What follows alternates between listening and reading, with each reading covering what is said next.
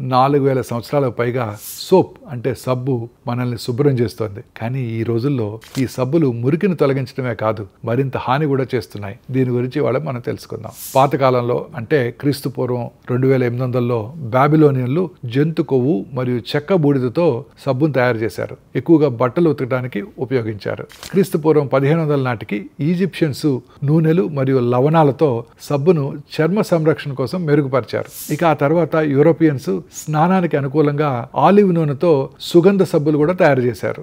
అయితే ఈరోజు సబ్బుల్లో హానికరమైన రసాయనాలు ఉంటున్నాయి. Sodium lauryl sulphate, sodium laureth sulphate నురుగునిస్తాయి కానీ చర్మం యొక్క సహజ నూనెలను తీసివేసి పొడి బారటం మరియు చికాకును కలిగిస్తాయి. పారాబెన్స్, థాలెట్స్ హార్మోన్స్ గందరగోళం చేసి ఆరోగ్య సమస్యలను తెస్తాయి. సబ్బుల్లో ఉండే ట్రైక్లోసాన్ అనే ఇంకో రసాయనం బ్యాక్టీరియాలను చంపేస్తుంది కానీ హార్మోన్ బ్యాలెన్స్ మరియు పర్యావరణాన్ని కూడా హాని చేస్తుంది. ఒక వైద్యుడిగా నేను చెప్పేది ఏంటంటే కొబ్బరి నూనె, షియా బటరు, అలోవెరా, తేనె వంటి సహజ పదార్థాలతో తయారైన సబ్బుల్ని ఎంచుకోండి. ఇవి చర్మానికి లేదా ఆరోగ్యానికి హాని చేయకుండా శుభ్రం చేస్తాయి. సో ముందుగా మీ సబ్బుల్లో ఏముందో తెలుసుకోండి. మీ చర్మము, హార్మోన్స్, ఆరోగ్యాన్ని కాపాడుకోండి. సురక్షితమైన చర్మ సంరక్షణ కోసం విశ్వసనీయ వైద్య సలహాలని అనుసరించండి.